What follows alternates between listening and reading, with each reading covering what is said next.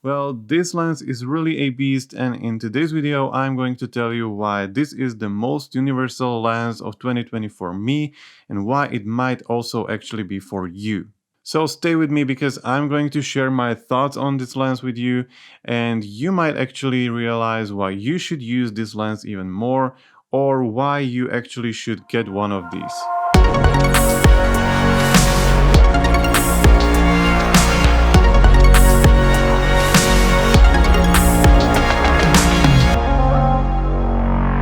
So to be honest with you guys, I did not use this lens for a long time and it was really just standing on my shelf collecting dust.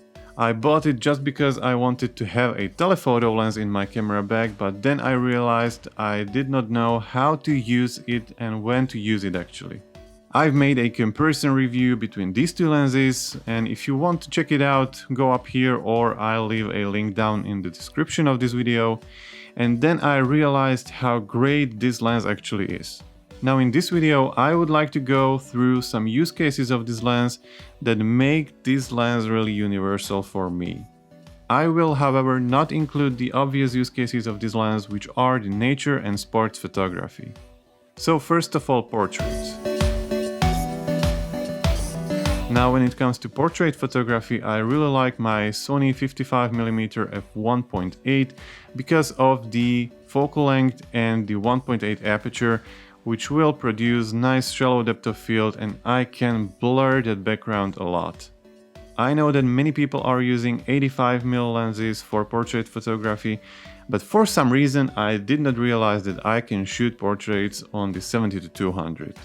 Recently I tried to shoot some portraits with this lens and oh my god, the results are really great. Now let's take a look at some portraits I've shot recently, and let's start with the 70mm focal length. I realized that the 70mm isn't that far from the 55 I was used to.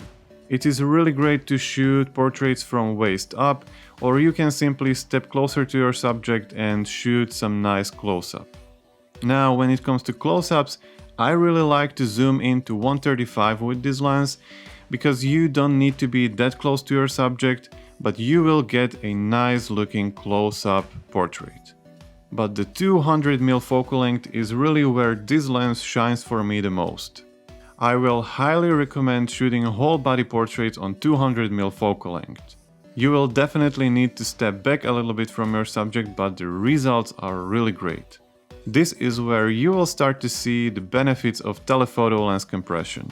Even on the f4 aperture, your background will be really blurred and your subject will stand out. So for the portrait photography, you have at least 3 lenses in one with this lens. Now the next category is food or product photography.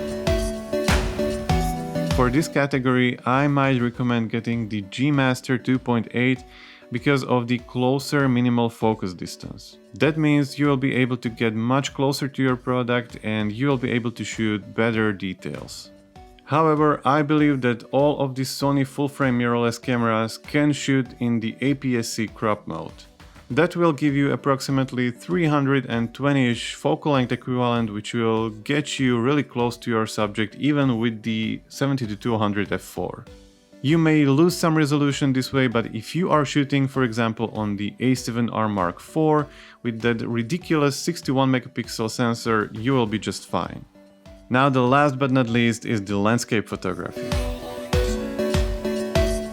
I know what you think, it's really not possible to shoot a wide-angle landscape with the 70-200 telephoto lens. But I will tell you that it really is possible. I've made a quick tutorial how to shoot a wide-angle landscape photo with this lens and with basically any kind of lens. So if you are interested, go and check it out. I'll put the link somewhere here and you can find it also down in the description of this video. You can shoot sports, nature, portraits, products and even landscape photography with this lens. This makes it a really universal lens for me. I really hope that this video was helpful for you.